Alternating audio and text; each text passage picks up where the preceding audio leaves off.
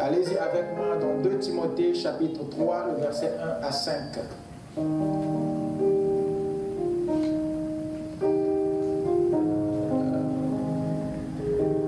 n'y a pas trop de lumière, surtout pour le diapo.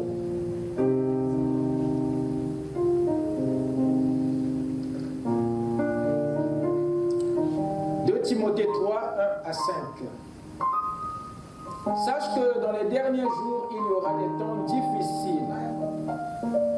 Car les hommes seront égoïstes, amis de l'argent, fanfarons, hautains, blasphémateurs, rebelles à leurs parents, ingrats, irréligieux, insensibles, déloyaux, calomniateurs, intempérants, cruels, ennemis des gens de bien, traîtres, emportés, enflés d'orgueil, aimant le plaisir plus que Dieu, ayant l'apparence de la piété, mais régnant ce qui en fait la force.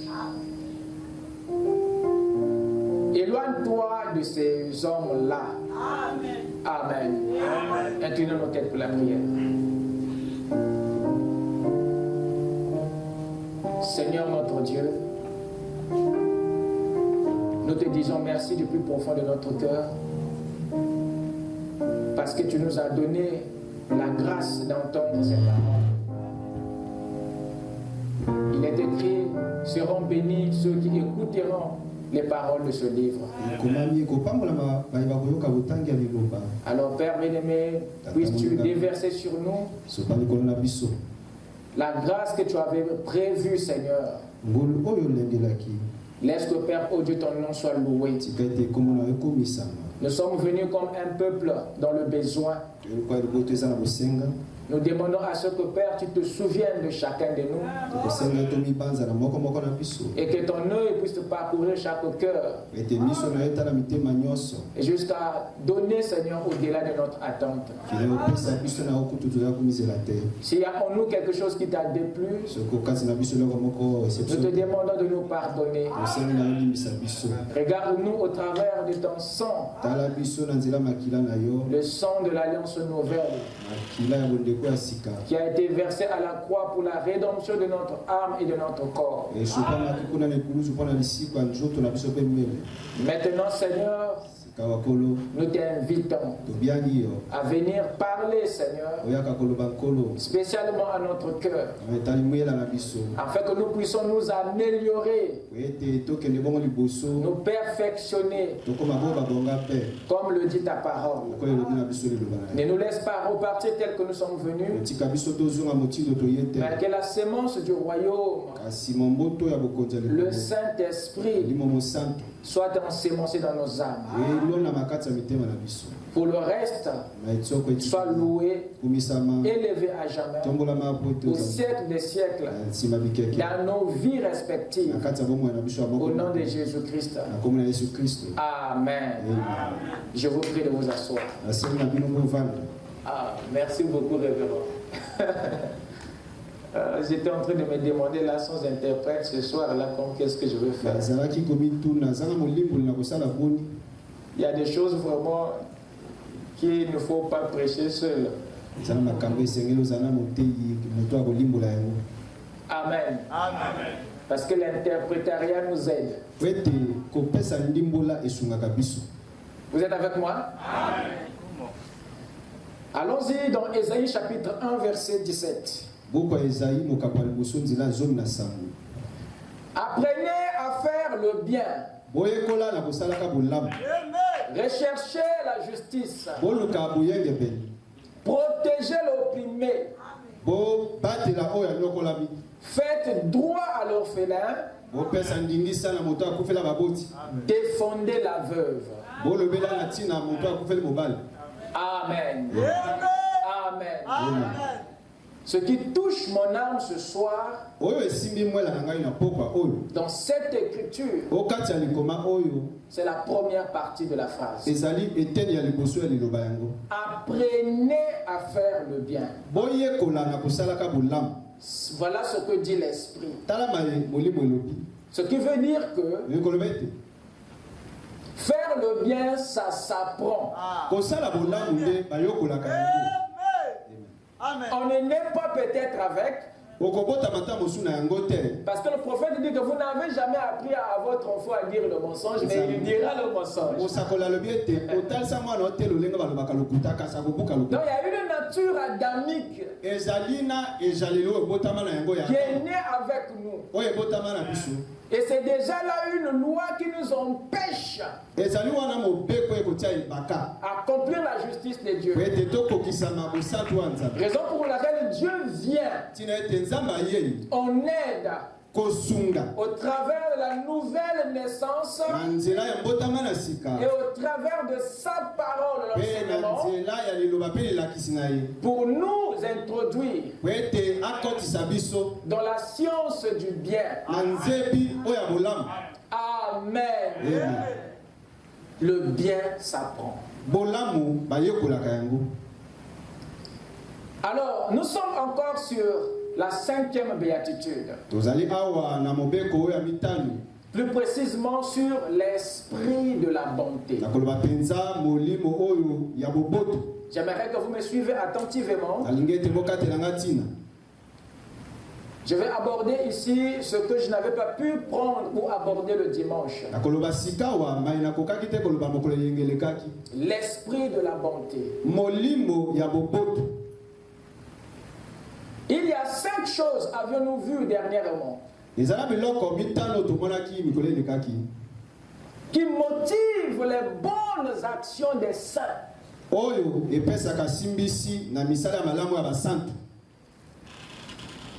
Les œuvres que les saints font, les œuvres que les justes accomplissent, sont motivés par 5 esprits ou 5 choses.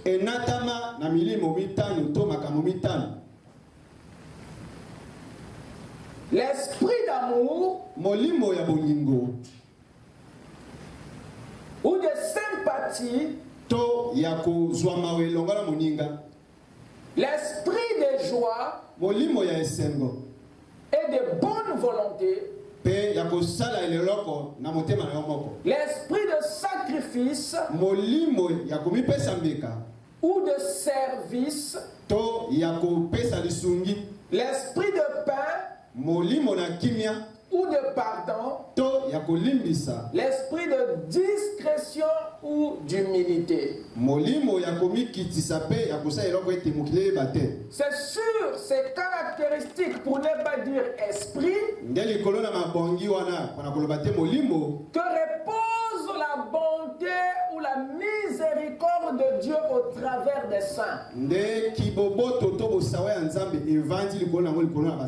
Dieu n'agit jamais en dehors de ces choses. Il ne veut pas non plus que nous agissions en dehors de cet esprit. Toute action, toute bonne action doit venir de cet esprit, doit venir de ces choses.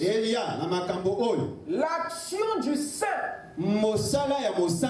tire sa source de l'amour. Tire sa source de la joie. Tire sa racine du sacrifice. De la paix ou de l'humilité. Raison pour laquelle Dieu les élève toujours. Raison pour laquelle leurs actions sont toujours récompensées. Parce que cela se fait avec l'Esprit de Dieu.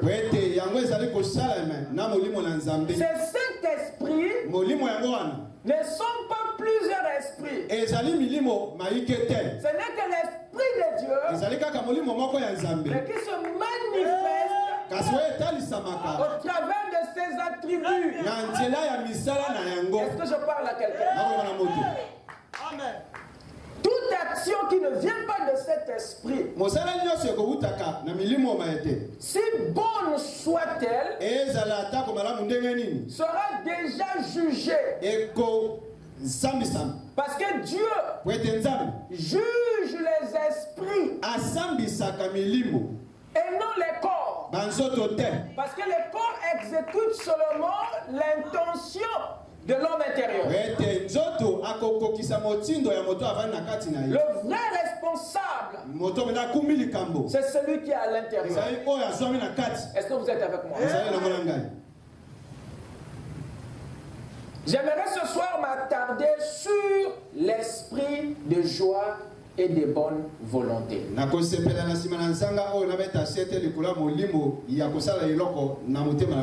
L'esprit de joie et de bonne volonté. Dernièrement, nous avons insisté sur la joie. Nous avons montré que Dieu regarde aussi à l'émotion, au sentiment que nous avons au moment de l'action. Tout ce que tu fais, Dieu regarde l'émotion avec laquelle tu le fais. Parce que c'est très important pour lui. Et c'est un détail que les chrétiens ignorent. Que Dieu ne regarde pas seulement à ce que tu fais. Il regarde aussi aux sentiments qui accompagnent ce que tu fais. Est-ce que vous êtes avec moi? Et en dehors de ça, il y a aussi un autre élément qui s'ajoute à l'émotion. C'est la volonté. La volonté. Et c'est ce petit détail que nous allons essayer d'étudier ce soir. Pour voir un peu en quoi ça intrigue Dieu. Amen. Amen. Que veut dire bonne volonté? La bonne volonté est une expression qui nous fait penser à la libre volonté de faire quelque chose.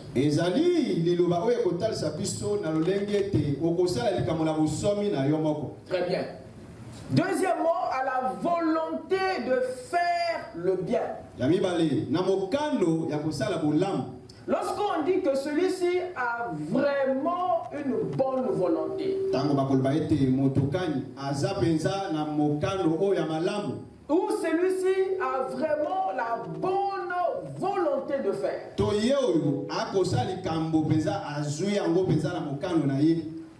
cette déclaration peut être présentée de plusieurs manières. Cela fait voir en même temps la libre volonté. Cela montre en même temps la volonté de faire le bien. Ou la volonté de bien faire quelque chose. Cela aussi montre un état de cœur qui n'a a ni contrainte ni regret.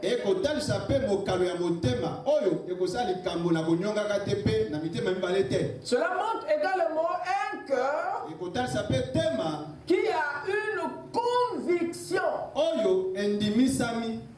Donc tout ce que nous venons de dire explique ce qu'on appelle la bonne volonté. Vous êtes avec moi?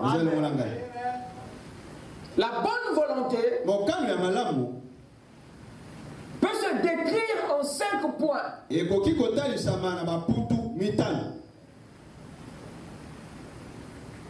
Celui qui la manifeste est cette personne qui est libre à faire quelque chose.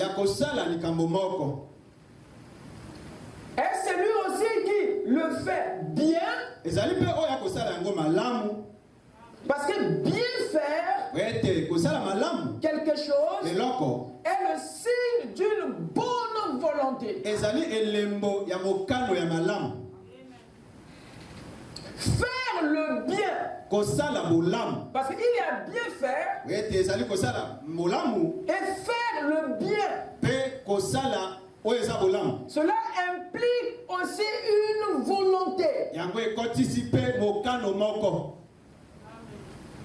La bonne volonté est un cœur qui ne laisse percevoir aucun regret, aucune contrainte.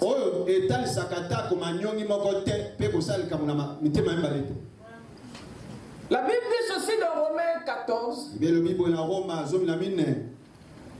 que chacun ait en son esprit une pleine conviction.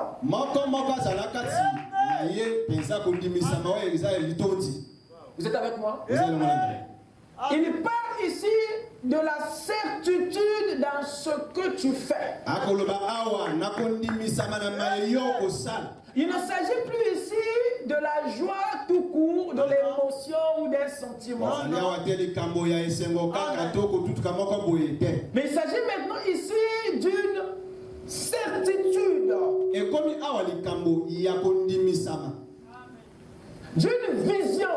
Vous êtes avec moi? Amen. Amen.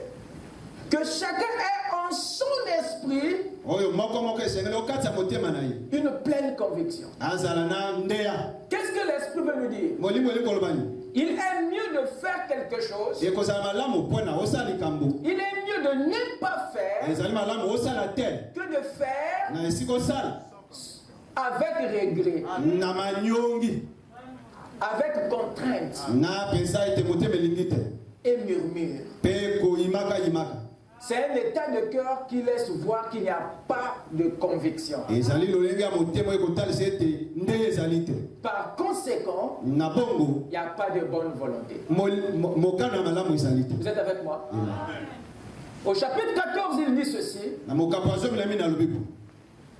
Au verset 23. Tout ce qui n'est pas le produit d'une conviction est péché.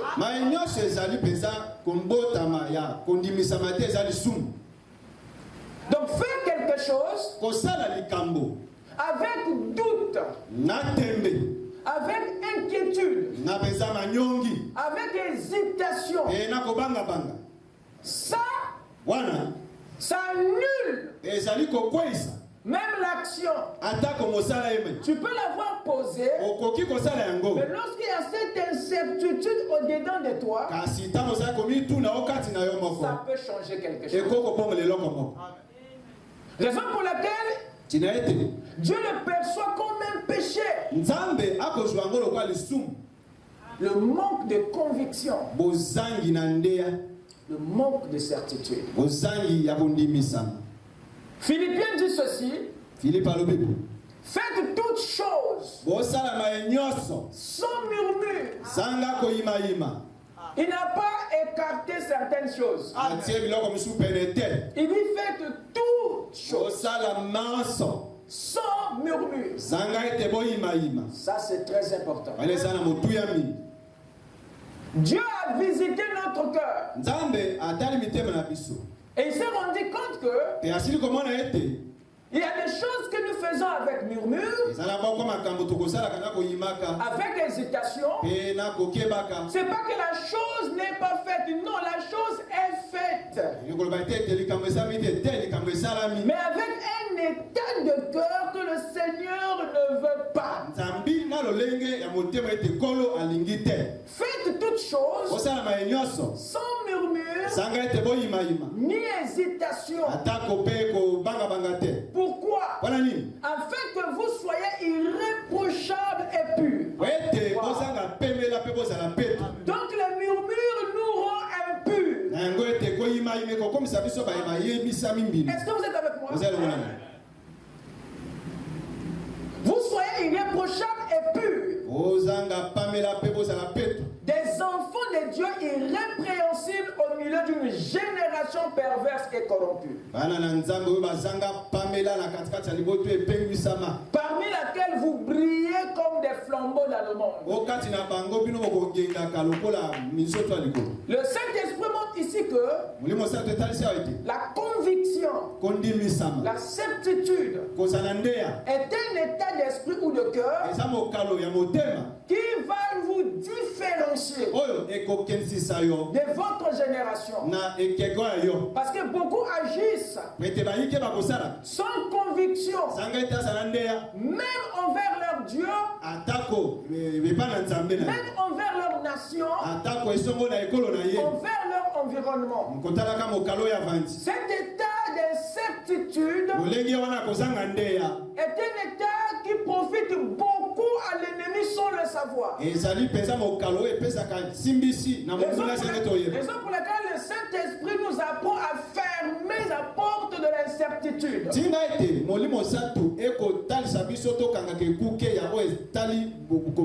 Pour ne pas affaiblir les résultats de nos actions. Il est mieux pour un saint de ne pas faire, de ne pas agir, que d'agir avec un état de cœur douteux. Est-ce que vous êtes avec moi? Paul avance dans 2 Corinthiens 8,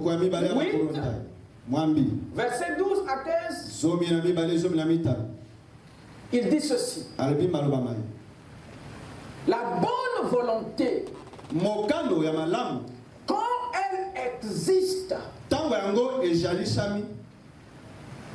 elle est agréable en raison de ce qu'elle peut avoir à sa disposition. Qu'est-ce qui est agréable? La bonne volonté. Pourquoi Dieu souligne ça? Qu'est-ce qu'il a à voir avec ça? Du moment où je peux faire tout avec ma mauvaise volonté, ça nous apporte quoi la bonne volonté? C'est ce que je veux que nous découvrons ce soir.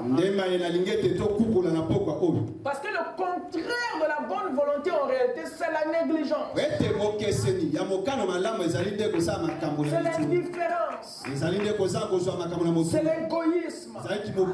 Et Jérémie a dit: quiconque fait l'œuvre de l'Éternel avec négligence est maudit.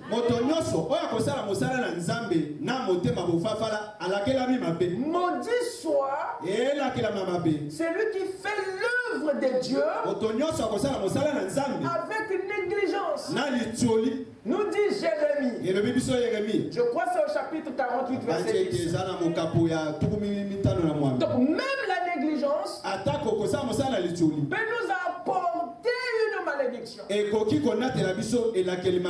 Alors le Seigneur éduquait son peuple pour le rendre fort dans leur intérieur et dans la façon de faire les choses et de le servir. Parce qu'on peut servir Dieu en dehors de sa volonté. Être dans la volonté parfaite de Dieu implique aussi notre bonne volonté. Je parle à quelqu'un. La bonne volonté, quand elle existe, est agréable en raison de ce qu'elle peut avoir à sa disposition et non de ce qu'elle n'a pas. Vous êtes avec moi? Je sais que cette écriture est un peu dure. Il veut simplement nous faire comprendre que la bonne volonté peut s'exprimer rien que sur base de ce que vous disposez.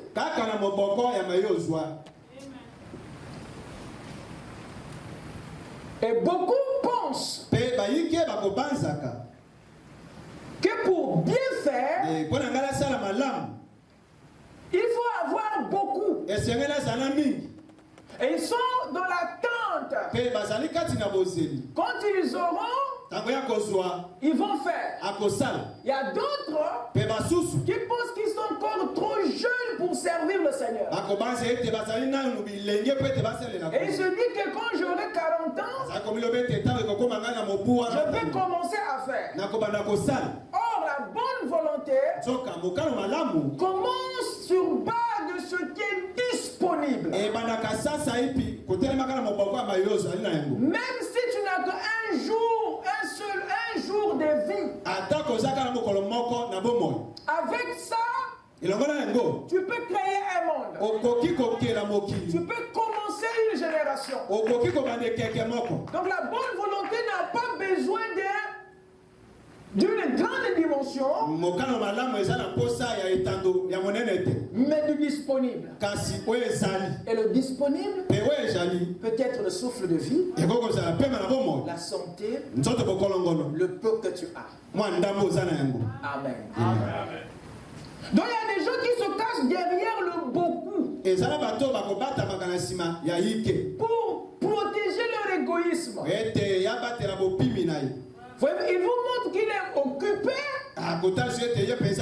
juste pour cacher sa mauvaise volonté. Or,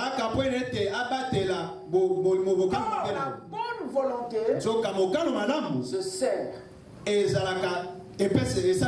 Paul continue, car il s'agit non de vous exposer à la détresse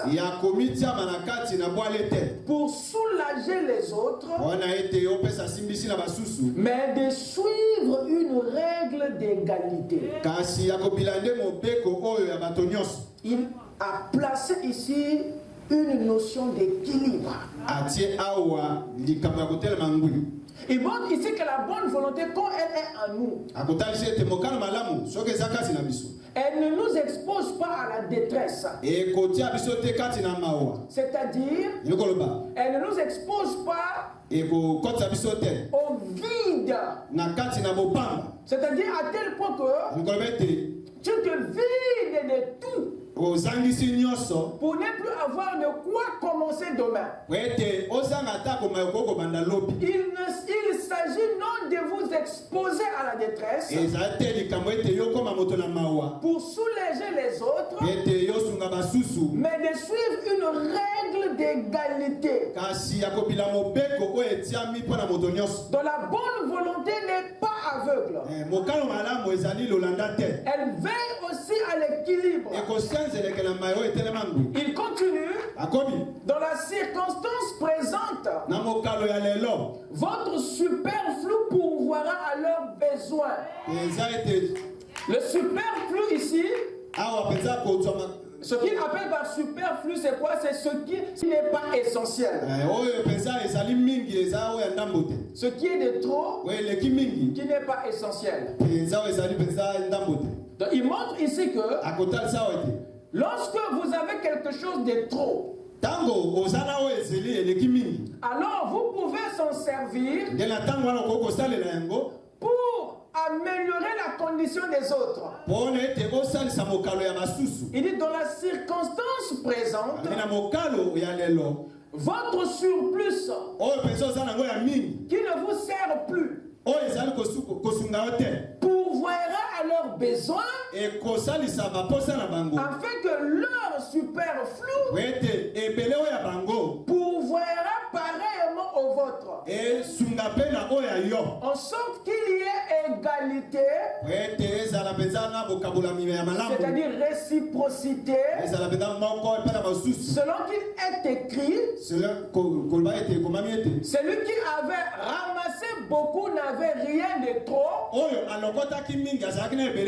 et celui qui avait ramassé peu n'en manquait pas.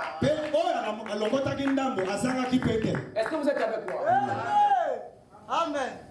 Parce que la bonne volonté agit sous un principe de compensation et d'équité. Voilà, tu remarques qu'il y a un manque ici et tu le compenses sans pourtant que toi-même tu te mettes dans une situation de détresse.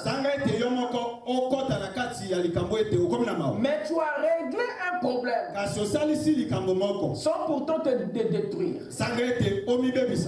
Il montre par là que la bonne volonté est un esprit de secours, de soutien qui apporte sans pourtant se dépouiller. Moi,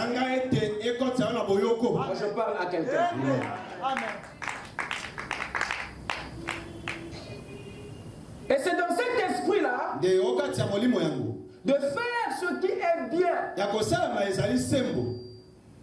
dans notre environnement que Paul est en train de s'exprimer ici. Et c'est une pensée que le prophète a appuyée dans l'âge de l'Église.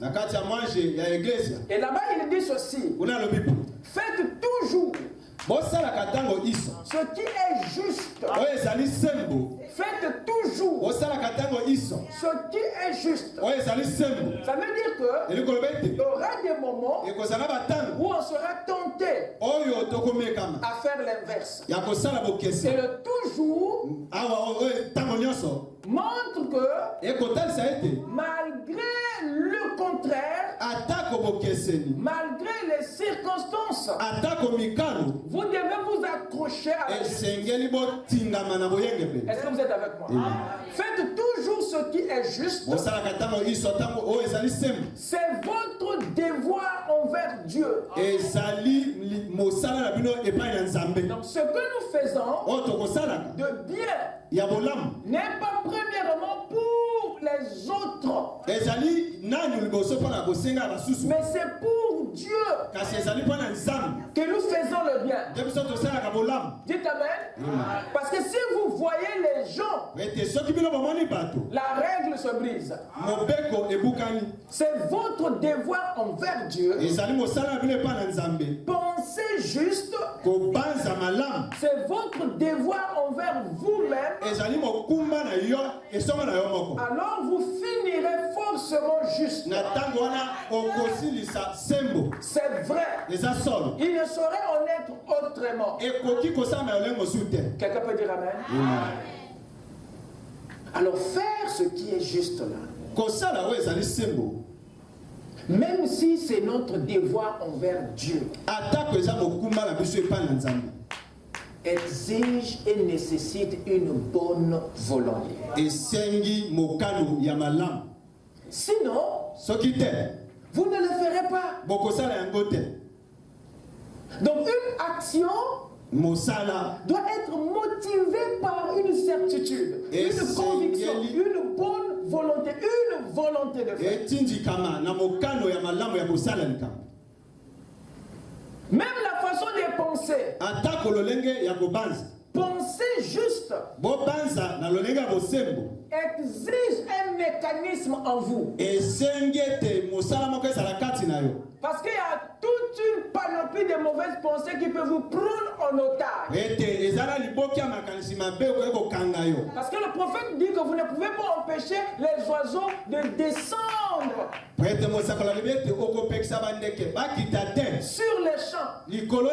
Mais vous pouvez les empêcher de se maintenir. Vous dites amen? Et ça demande une volonté d'action. Combien parmi nous n'observent pas la descente des oiseaux et ne font rien? Amen. Amen. Amen. La bonne volonté, c'est la certitude que vous avez dans ce que vous faites. La bonne. Dans Proverbe 3 ici, il illustre un élément en rapport avec le cœur, la volonté. Il nous dit quoi? Ne dis pas à ton prochain, va et reviens. Va et reviens demain. Demain je donnerai. Quand tu as de quoi donner. Je répète. Ne dis pas à ton prochain, va et reviens. Demain je donnerai. Alors que tu as de quoi donner aujourd'hui. Je ne sais pas si vous avez déjà lu ça. Cette écriture révèle une mauvaise volonté. Et nous enseigne en même temps la bonne façon de faire. Donc c'est pas bien de renvoyer alors que tu as la possibilité de le résoudre aujourd'hui. Et l'esprit montre que ça, quand ça se fait, ça veut dire qu'il y a une mauvaise volonté. Vous êtes avec moi? Il ne veut pas le faire. Vous êtes avec moi? Et quand il y a ceci, alors qu'on a la possibilité de le résoudre aujourd'hui, il y a mauvaise foi, mauvaise volonté. Ne dis pas va et reviens demain, alors qu'aujourd'hui on a de quoi donner. Vous êtes avec moi? Un autre élément, Deutéronome 15:10. Donne-lui et que ton corps ne lui donne point à regret. Car à cause de cela, l'Éternel ton Dieu te bénira dans tous tes travaux. Dans toutes tes entreprises. Voyez comment est-ce qu'il met l'accent sur l'activité intérieure. Donner, c'est une action extérieure que tu fais au dehors. Mais il y a un mécanisme qui se produit dans ton cœur. Il y a un état dans lequel le cœur se trouve. Pendant que l'action se fait au dehors, il peut y avoir des regrets dans l'âme. Il peut y avoir de la joie dans l'âme. Et c'est à cela que Dieu regarde. Et il nous parle de ces choses pour nous dire qu'il voit aussi les activités de notre âme. L'attitude de notre cœur. Je ne sais pas pourquoi j'insiste. Il y a dans la parabole du bon samaritain une vérité qui expose les croyants. Le tableau que le Seigneur peint dans cette parabole reflétait exactement l'état spirituel des croyants et des religieux de son époque. Je pense que tous ici, vous connaissez l'histoire du bon samaritain.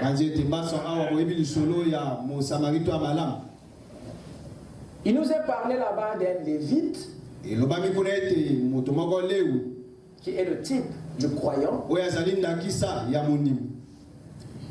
et d'un sacrificateur qui est le type du prédicateur. Et la Bible dit qu'il y a un homme qui descendait de Jéricho et qui était tombé entre les mains des brigands et qu'il avait laissé à moitié mort. Alors un lévite passa. Et lorsqu'il le vit, il n'a même pas eu compassion. Les premiers réflexes c'était de l'éviter. Qui est la réaction de beaucoup d'entre nous ici. Premièrement, je ne le connais pas. Deuxièmement, peut-être qu'il est envoûté. Beaucoup de choses et de pensées vont traverser ta pensée qui t'éloignera de la miséricorde. Quelques minutes plus tard, un sacrificateur vint. Et quand il vit la chose, la personne, la Bible dit qu'il prit le côté. Aucune émotion, aucune bonne volonté d'essayer quelque chose. Et Jésus montre dans cette parabole que les vrais croyants sont ceux qui se reconnaissent par leurs actions, par leurs actes de bonté, et non par le groupe auquel ils appartiennent. Et il poursuit pour nous dire, alors remarquez, un Samaritain vint. Et rien n'est dit au sujet de son église. Rien n'est dit au sujet de son ordre religieux. Mais par contre, ici, il y a eu un lévite et un sacrificateur. Ceux qui sont en contact avec la parole. Mais c'est eux qui ont eu un cœur insensible. Cette parabole montre à quel niveau le monde religieux est tombé si bas. Et dans cette parabole, vous pouvez voir que les vertus ne sont plus entre les mains des religieux, mais entre les mains de ceux qui sont en dehors de la religion. Et c'est le Samaritain qui est venu, qui s'est penché vers la personne pour essayer de voir qu'est-ce qu'il peut faire. Chose que le croyant, le lévite et le sacrificateur n'ont pas fait. Raison pour laquelle Jésus a dit, beaucoup viendront de l'Est et de l'Ouest. Il s'assera sur la table dans le royaume et qui dépasseront les fils du royaume en vertu. Est-ce que vous êtes avec moi? Il dit il s'est penché et il a appliqué l'huile sur ses blessures.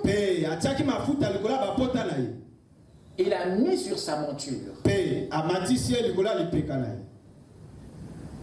Et il amena à l'hôtellerie. sans avoir des superstitions dans son esprit.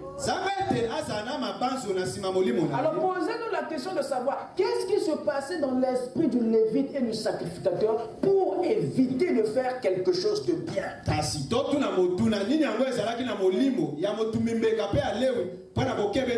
qui était dans le cœur de ce samaritain pour arriver à faire ce petit geste?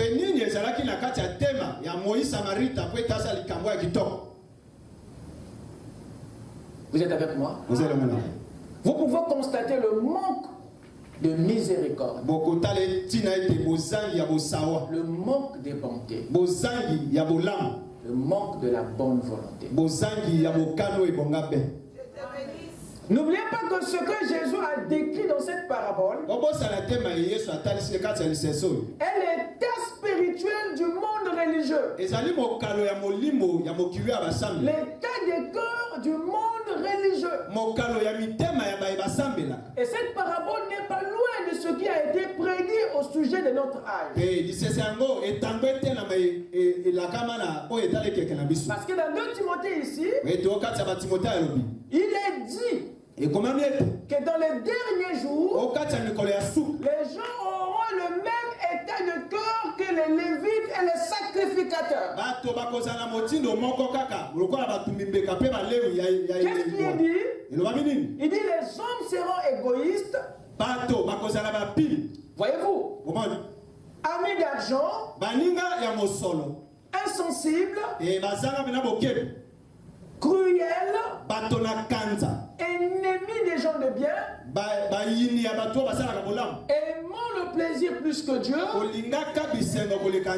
ayant l'apparence de la piété. C'est des gens de l'extérieur. Ils ont simplement l'apparence, comme le sacrificateur qui était en soutane.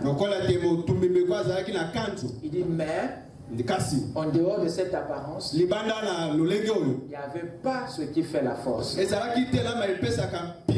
L'esprit, la vertu, il n'y en avait rien. Donc cette prophétie montre qu'à notre jour, les gens seront vides de l'intérieur. C'est une prophétie ici qui annonçait que la bonté et la miséricorde disparaîtront. Et sauf que les élus de Dieu auront ce qui aurait manqué au monde. Parce que Dieu, lui, produira dans ses fils cette bonté que le monde n'a pas. Est-ce que vous êtes avec moi? Raison pour laquelle vous êtes différents. Écoutez ce que Paul dit aux Philippiens ici. Il dit car c'est Dieu qui produit en vous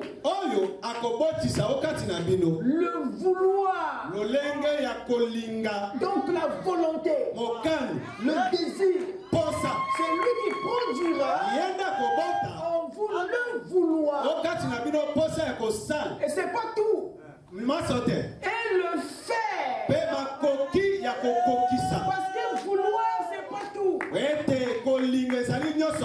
faut accomplir ce que le cœur désire. Et il nous fait comprendre pendant que le monde sera envoûté. Alors que la miséricorde ne sera plus. La bonne volonté de faire le bien ne sera plus. Dieu, lui, on produira dans le cœur de ses enfants le vouloir et le faire. Vous êtes avec moi? Votre bonne volonté est surnaturelle. Vos actions sont surnaturelles. Parce qu'ils ne viennent pas d'une pulsion humaine, mais ça vient d'une production divine. Voilà pourquoi on ne peut pas vous imiter. Ce que tu fais là, quelqu'un ne peut pas l'imiter. Parce que c'est Dieu qui produit ça en Même le vouloir là, il y a des gens qui ne peuvent même pas désirer. Donc l'amour du bien n'est pas. Par conséquent, il n'arrive même pas à faire. Parce que les portes sont verrouillées. C'est Dieu qui donne. Le voir. Donc la volonté là, Dieu le crée pour que tu accomplisses ce qui est bien. Il y a des gens que Dieu ne peut plus permettre d'avoir accès à la bénédiction. Dites Amen.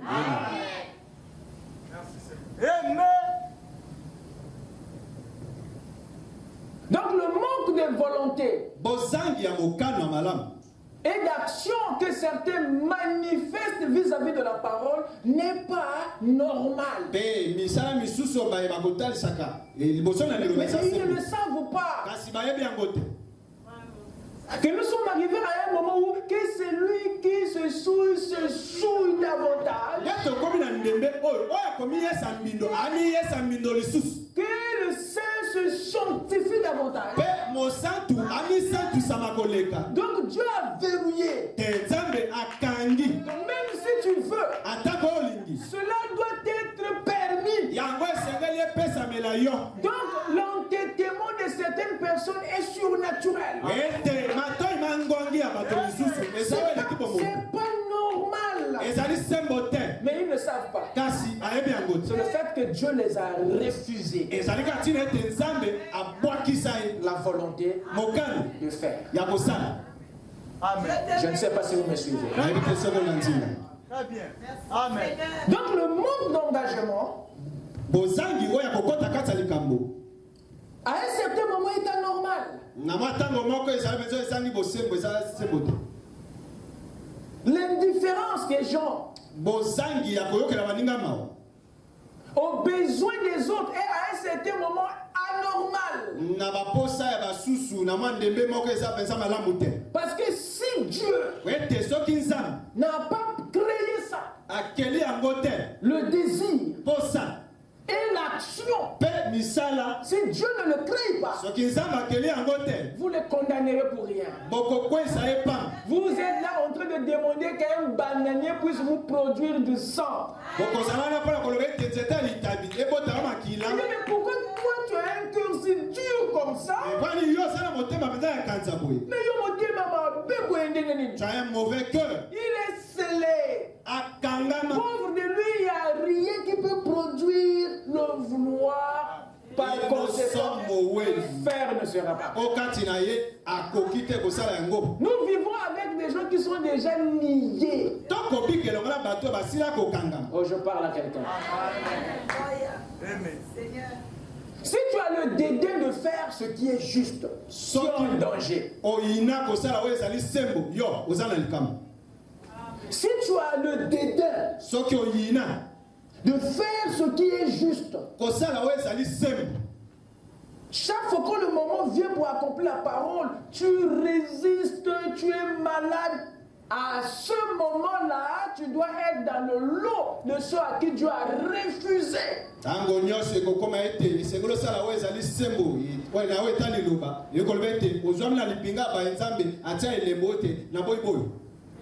Est-ce que vous me suivez? Aussi simple que cela soit, il y a des gens qui ne peuvent plus vouloir, qui ne peuvent plus faire. Ils ne savent pas pourquoi. Parce que Dieu les a verrouillés. Parce que s'ils font, à ce moment-là, Dieu sera obligé de les bénir. Mais la bonne nouvelle pour le royaume est que Dieu, lui, entraîne toujours ses enfants. Voilà l'exception. La porte qu'il a ouverte à son peuple. Parce qu'il n'a plus d'autre corps. Dieu n'a plus d'autre main. Il n'a plus d'autre pied que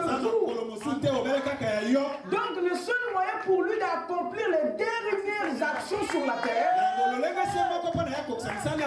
c'est de vous utiliser vous. Parce que son sang à la croix vous a sanctifié, afin que lui puisse avoir libre cours en vous. D'ailleurs, son ministère au temps de la fête, c'est l'église qui l'achève. Et vous êtes le corps que Christ a choisi pour accomplir les dernières actions. Est-ce que vous êtes avec moi? Amen. Raison pour laquelle il vous entraîne. Les œuvres du Père, pour les accomplir, il faut être disposé. Il faut être prêt. Dieu doit voir en nous une bonne volonté. Il faut qu'il voie le vouloir et le faire. Raison pour laquelle il nous entraîne. Il nous prépare à vouloir et à faire ce qui est bon. Vous êtes avec moi?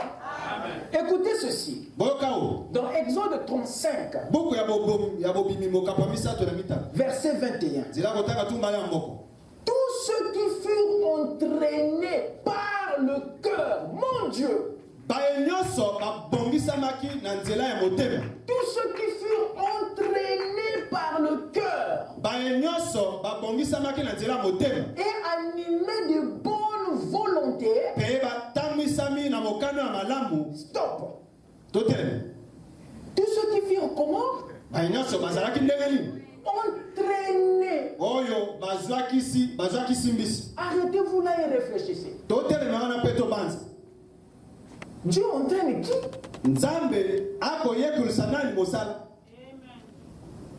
Nous avons ici un groupe, un peuple qui devait accomplir une grande œuvre, qui devait construire un tabernacle. Dieu avait depuis toujours ce projet-là en lui. Mais il ne pouvait pas le réaliser dans le temps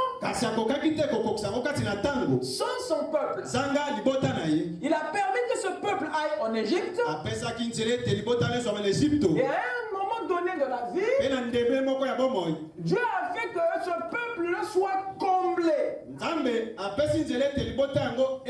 Ils n'ont pas compris qu'est-ce qui motivait les Égyptiens à leur donner l'or, l'argent et tous les objets précieux. Or Dieu n'était pas en train de les bénir pour eux. Dieu était en train de les bénir pour lui-même. Parce qu'il avait un projet dans le désert qui exigeait que le peuple soit béni. Et quand il fut comblé, arrivé dans le désert, quand le moment était venu pour Dieu de récupérer ce qu'il leur avait donné en Égypte, Dieu avait compris que beaucoup s'étaient accrochés à leur or. Alors pour avoir cela, Dieu devait entraîner leur cœur. Est-ce que vous êtes avec moi? Amen. Pour que vous ne deveniez pas idolâtres. Parce que certains, pour savoir été attachés à l'or, ils ont adoré le veau d'or. C'était pas pour ça que l'or était donné. C'était pas pour l'adorer dans le désert. Mais cela a été donné pour bâtir un temple à l'Éternel dans lequel on devait adorer le Dieu vivant.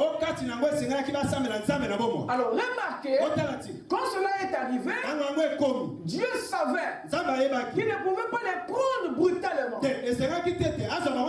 Parce qu'il y avait une affection qui s'était développée entre le peuple et la richesse. Alors Dieu devait créer le vouloir pour pour que le peuple puisse donner. Pour qu'il y ait, avant qu'il y ait l'action, qui est le faire, il faut d'abord qu'il y ait la volonté, le vouloir. Et Dieu vient maintenant ici pour entraîner, les entraîner par le cœur. Vous dites amen? Amen. Donc Dieu ne fait pas les choses pour nous brutaliser. Dieu, c'est un vrai démocrate.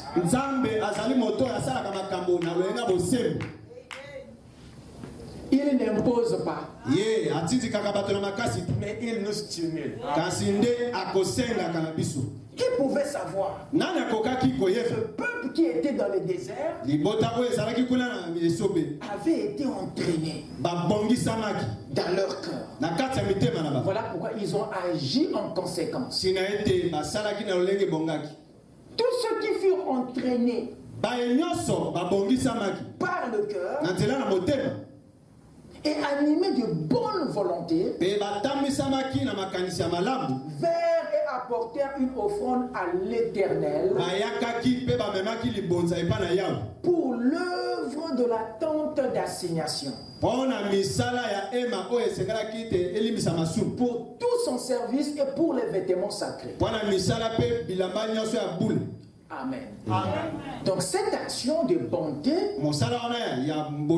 avait nécessité une bonne volonté et un entraînement spirituel qu'aucun homme n'avait vu. Esaïe ajoute ceci: si vous avez de la bonne volonté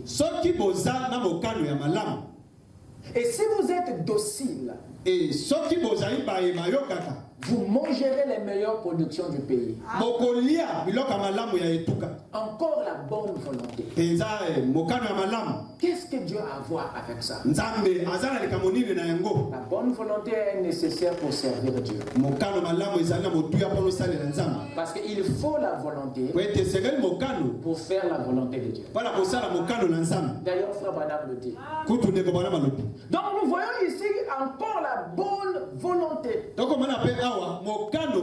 C'est un état positif de notre cœur. Et cet état de cœur était la chose que David demandait beaucoup dans ses prières. Dans Psaume 51, nous l'entendons. Oh Dieu, crée en moi un cœur pur. Renouvelle en moi un esprit bien disposé. Parce que si l'esprit n'est pas disposé, vous ferez comme les Lévites et les sacrificateurs. Parce que c'est un esprit disposé qui peut entendre la voix de Dieu. David continue. Il dit: ne me rejette pas loin de ta face. Ne me retire pas ton Esprit Saint. Rends-moi la joie de ton salut et qu'un esprit de bonne volonté me soutienne. Un esprit de bonne volonté. Parce que s'il ne l'a pas, il ne va pas accomplir la justice de Dieu. Si cet esprit n'est pas, il ne fera pas ce qui est juste. Est-ce que vous êtes avec moi? Nous avons aussi besoin de ce même esprit. Nous avons plus besoin de ça que même David lui-même. Dieu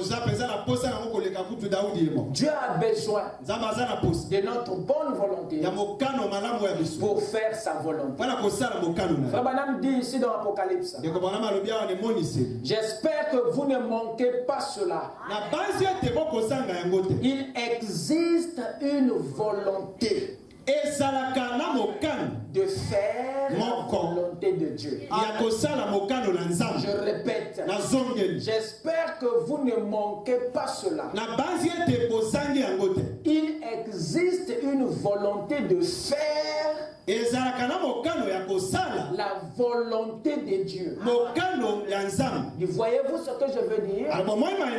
La volonté de Dieu là, lorsque tu la connais, pour la faire, il faut qu'il y ait aussi de la bonne volonté en toi. Sinon,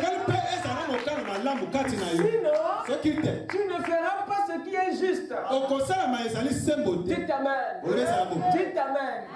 Combien parfois savent ce qui est juste, mais ils ne le font pas. Et plus tard, ils se rendent compte qu'ils étaient comme liés.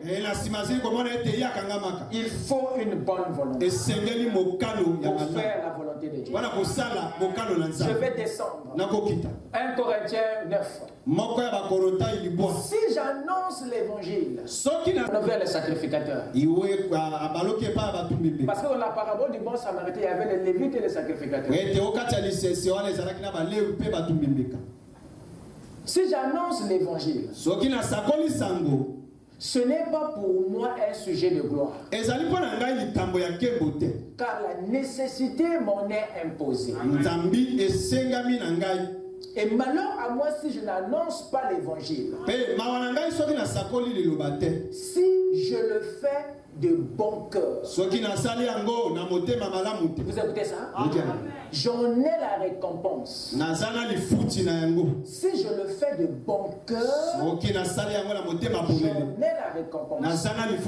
Donc Dieu regarde l'état du cœur aussi. Il ne regarde pas l'action seulement. Il regarde aussi l'état dans lequel tu le fais. Mais si je le fais malgré moi, voyez-vous, c'est une charge qui m'est confiée. Voici le conseil maintenant qu'il donne au pasteur. Voici les exhortations que j'adresse aux anciens qui sont parmi vous. Moi, ancien comme eux, témoin des souffrances de Christ et participant de la gloire qui doit être manifestée. Paissez le troupeau de Dieu qui est sous votre garde, non par contrainte. Voilà, très bien, que Dieu te bénisse. Mais volontairement. Même dans le sacerdoce, le même principe s'applique. Dieu veut voir la bonne volonté. Il ne veut pas voir les contraintes. Il dit selon Dieu, non pour un gain sordide, mais avec dévouement,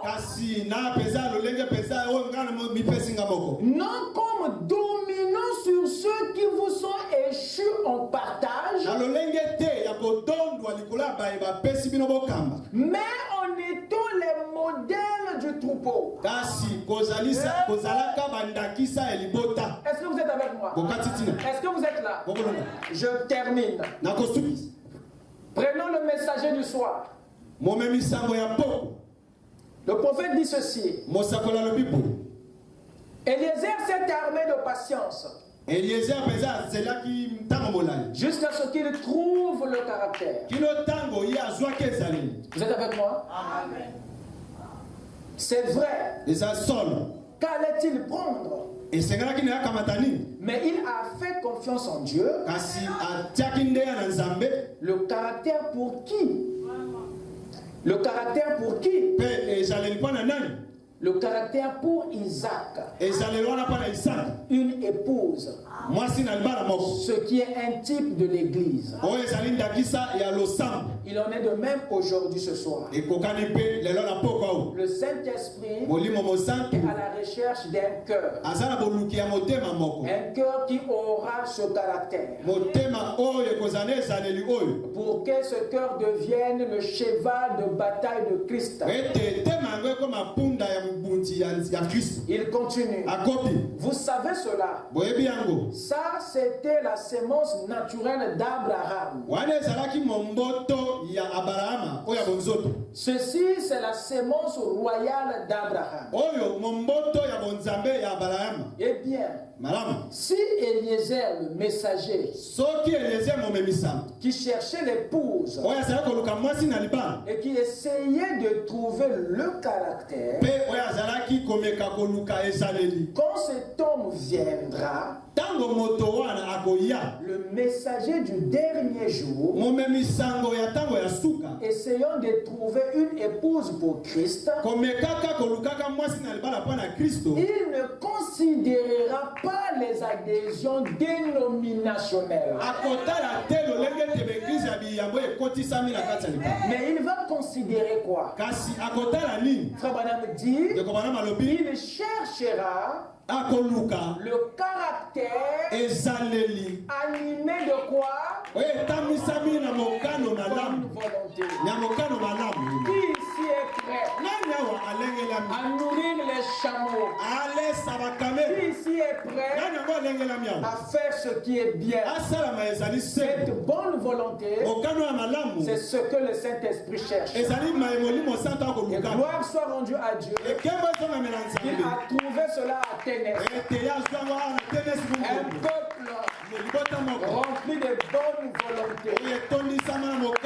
Le caractère que le Saint-Esprit cherche. Que Dieu vous bénisse. La bonne volonté. Amen. Lévon.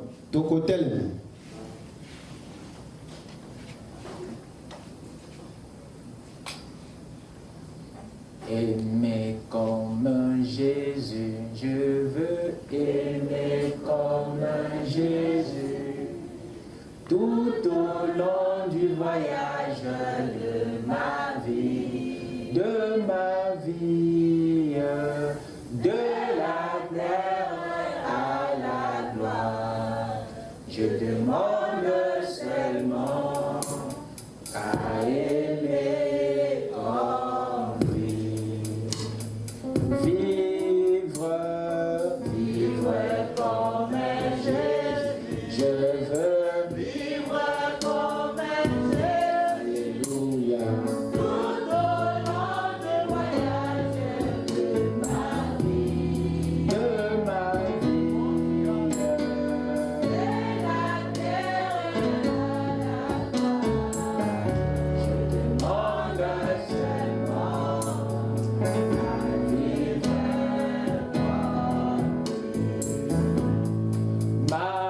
Marchez, comme Jésus. Je ne vous entends pas. Marchez comme Jésus, tout au long du voyage de ma vie, de la terre à la gloire. Je demande seulement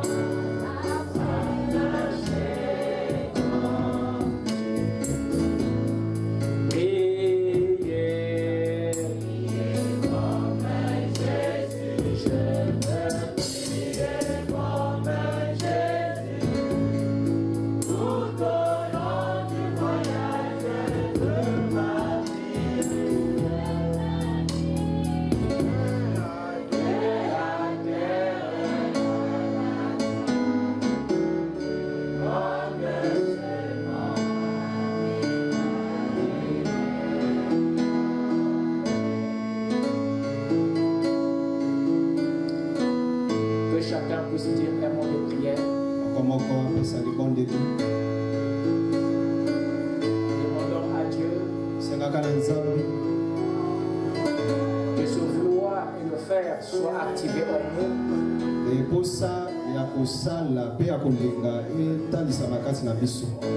Afin qu'il ne trouve pas des cœurs réticents en nous. Qu'il ne voie pas de la réticence. Qu'il ne voie pas de l'hésitation. Dans nos cœurs.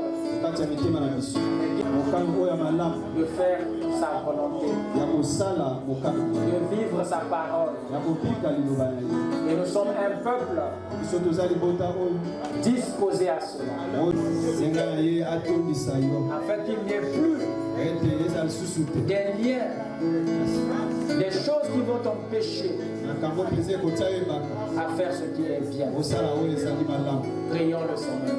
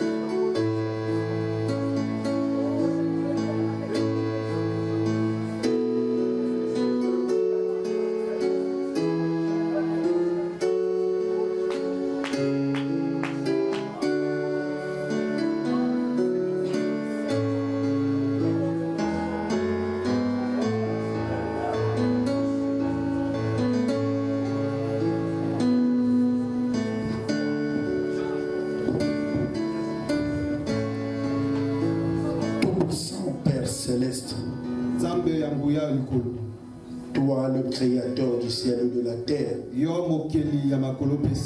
Toi, la parole faite chair. Nous te sommes infiniment reconnaissants, Père, pour ce grand privilège que tu nous accordes encore ce soir. Toi qui connais toutes choses, toi qui connais notre vie, toi qui connais notre désir, ce soir tu nous as menés dans ton église pour nous parler, Père, pour nous instruire, pour nous former, Seigneur. Nous te bénissons, Père. Ce soir, tu es descendu dans le volume de rouleau à travers le don que tu as placé au milieu de nous pour nous parler, Seigneur, de la béatitude sous le sous-terme, Père, de la bonté et la bonne volonté.